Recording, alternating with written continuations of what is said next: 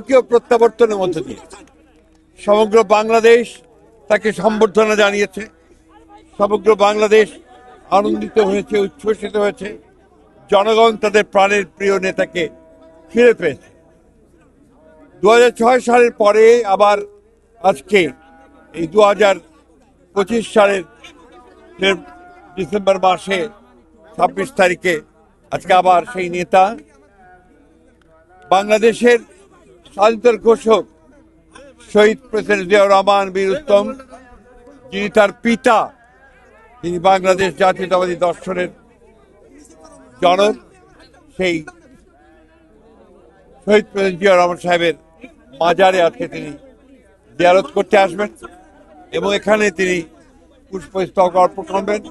সঙ্গে তার সঙ্গে থাকবেন স্থায়ী কমিটির সদস্যবৃন্দ এবং নেতৃবৃন্দ। বাংলাদেশের রাজনৈতিক ইতিহাসে এই ধরনের রাজকীয় প্রত্যাবর্তন, জনগণের স্বতঃস্ফূর্ত সম্বর্ধনা খুব কম নেতার পক্ষে পাওয়া সম্ভব হয়েছে।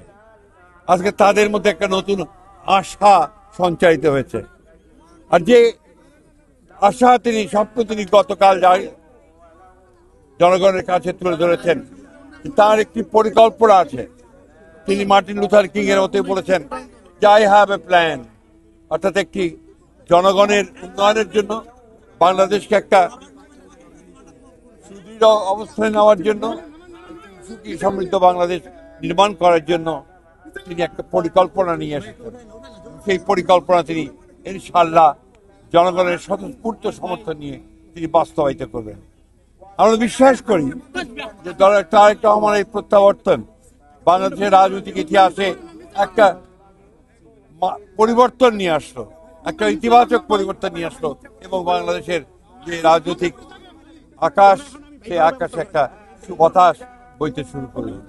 আমরা সবাই বাংলাদেশে, শুধু দল নয়, গোটা বাংলাদেশের গণতান্ত্রিক মানুষ আমরা আজকে অপেক্ষা করে আছি এই নেতার নেতৃত্বে একটা সত্যিকার অর্থেই একটা সুখী সমৃদ্ধ গণতান্ত্রিক বাংলাদেশ নির্মাণের জন্য।